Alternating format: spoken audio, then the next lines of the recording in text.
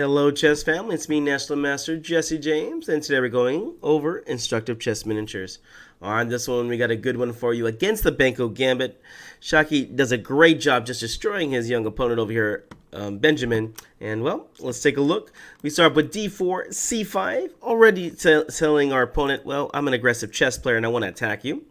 Of course, hopefully you know how to respond for this, at least if you are playing the d4 move. Here, if you play pawn to d5, you're guaranteed the advantage, pretty much almost a winning position, at least at the higher levels. With that being said, okay, here we go, knight to f6, pawn to c4, pawn to b5. The Benko Gambit has started.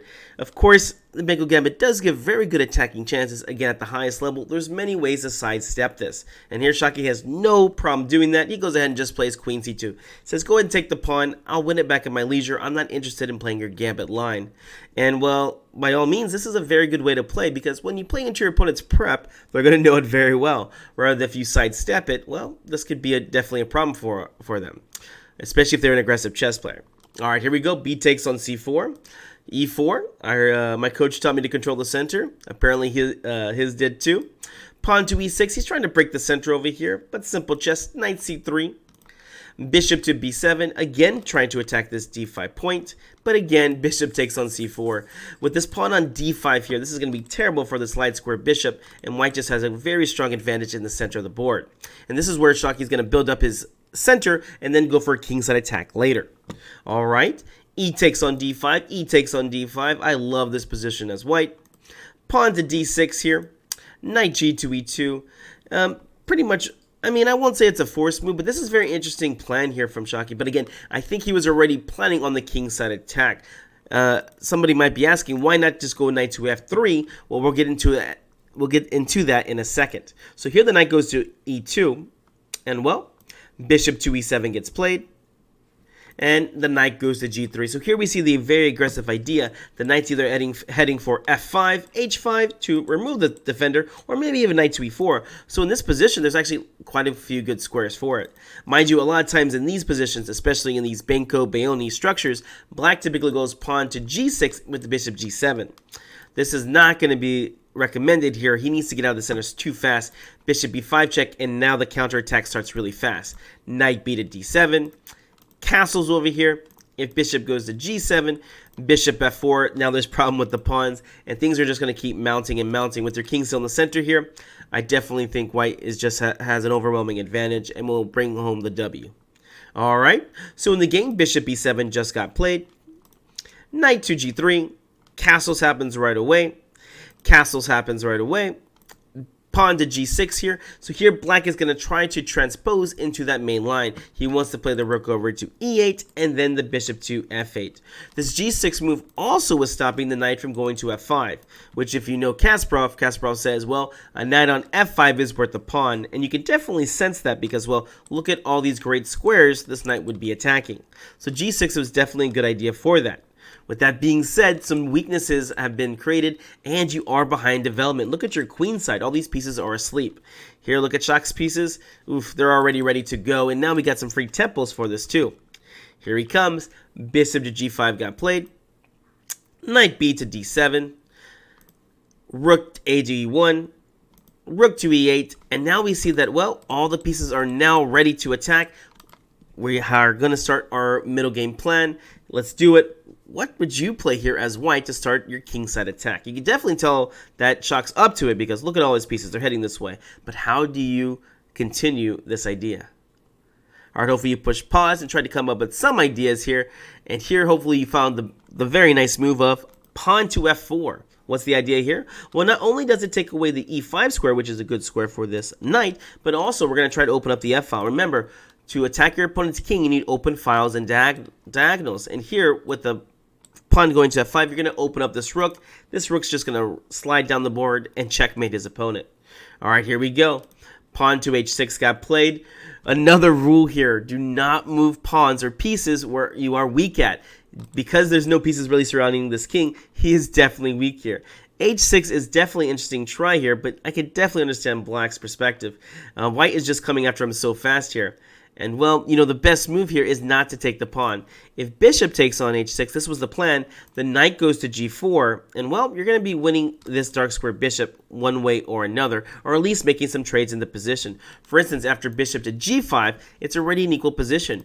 Bishop takes, pawn takes, and well, you're more than welcome to take on g5 here, although white would be winning here. But here again, there's like knight to e1, rook takes on e1. You know, basically you're letting black escape this position. With that being said, after h6 here, there is a much stronger move here to play. Here we go. Whenever you're attacking your opponent, let nothing stop you. Look at all the crazy looking moves. Pawn to f5 gets played. Again, open up the position. And if you have to, you can invest material such as a bishop or even other pieces to fuel your attack. And unfortunately for black now, it is a +4 advantage here, meaning, man, white is up a whole bishop, knight, and a pawn in the here. All right, here we go. King to g7, taking the bishop would get to annihilation. After h takes on g5, pawn takes on g6. We're going to take on f7 next. Maybe something like knight to f8, pawn takes, king takes, and here, well, too many good moves in this position. Knight f5, knight h5. Oof. Yeah, there's just too many ideas here. Definitely look at this position if you want to by yourself, but just know that this is a crushing position. It is now +10 here. There's many winning moves here. All right, back to the game. f5, king to g7, just covering the square of g6. And, well, here we go. Pawn takes, pawn takes. Now we got a new weak square, which is this e6 square. It's a weak square because, well, we control this square more than our opponent does. And this means even more because this is inside their territory. All right, let's get this bishop out the way. We don't want to sacrifice it if we don't have to. Bishop to f4. Knight to g4. A little idea saying, hey, I'm going to jump to e5 here. And, well, this is going to help consolidate or keep my position nice and safe. You can see the knight would be cutting off a lot of white's pieces here. Unfortunately, he did not consider the line to follow. h3 kicking the knight, saying, please go to e5 here. And, well, black said, why not? And now, well, let's crush through with our attack. Bishop takes on e5. Knight takes on e5. And can you feel it? What's the move here? It is rook takes on e5, busting open up this position. This knight was one of the key defenders. Okay, pawn takes. All right, white to move and force checkmate. Can you find the first move here? White to move. What do you play? All right, hopefully you push pause. Hopefully you tried to figure it out. Here, there's a lot of weak points. Look at your pieces. They're all coordinating at different squares that are important to this little puzzle that you put together. f7 is weak. h7 is weak. Basically, all the light squares are weak over here. Let's look at your pieces. They're all aimed over at all these squares right here. That's how we know it's a weak square. Oof, look at this. All the light squares are being attacked. Coincidence? It is not. For that reason, here we get to play knight to h5 check. And, well, if you don't take, you're just losing. For instance, after g takes on h5, well, I guess I won't make the move. Oh, actually, this is the main game. G takes on h5. I was going to say, if you don't take, let's just say you move the king somewhere. There's nowhere to move to. If king to g8, queen takes g6 is just going to be mate. What else is there? King to h7. Here again, the rook is going to come in with rook f7 check. Again, all these light squares are covered. So here, black was forced to play g takes on h5. And now the follow-up, rook to f7 check, and it is game over. Here, the king is forced to take. Anywhere else, the queen will come in for the checkmate.